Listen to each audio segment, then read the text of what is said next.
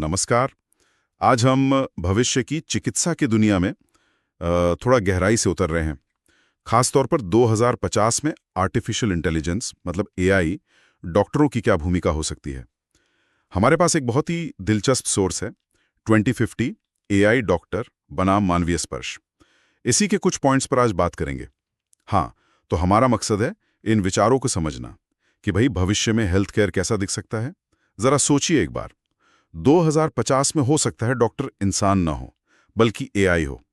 Source में यह कल्पना की गई है, ना कोई छुट्टी, ना गलती की गुंजाइश, बस एक फटाफट स्कैन और बीमारी का पता। मतलब सुनने में तो क्रांतिकारी लगता है ना? बिल्कुल। और इसका एक बड़ा पहलू है उपलब्धता। जैसा कि सोर्स बताता है, एआई डॉक्टर 24 घंटे 7 दिन काम कर सकते हैं। इसका मतलब है किसी भी समय तुरंत डायग्नोसिस, तुरंत सलाह। सोचिए दूर दराज के इलाकों के लिए ये कितना फायदेमंद हो सकता है। हाँ, ये तो है। उपलब्धता तो बढ़ेगी।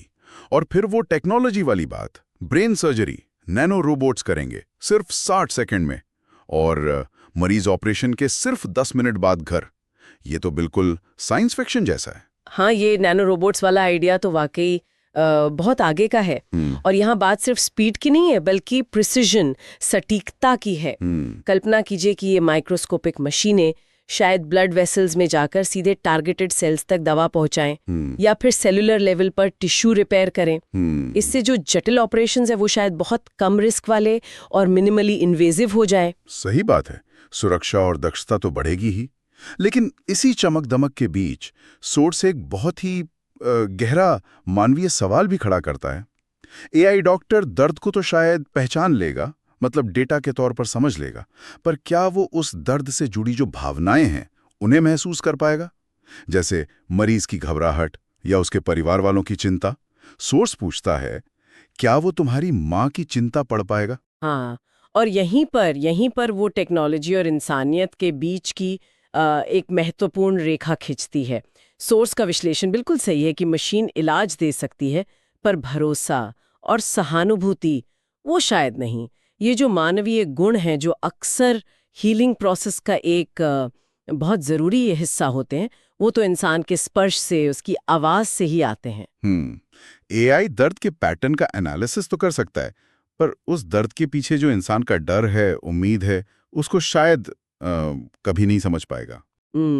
तो मतलब निचोड़ यही निकलता है, जैसा सोर्स भी कहता है, कि 2050 का एआई डॉक्टर तकनीकी रूप से चाहे कितना भी कमाल का क्यों ना हो जाए, स्पीड और एक्यूरेसी में लाजवाब हो, पर शायद वो पूरी तरह से एक इंसान डॉक्टर की जगह नहीं ले पाएगा। कहीं ना कहीं वो जो मानवीय जुड़ाव है उसकी कमी महसूस होगी। बिल्कुल।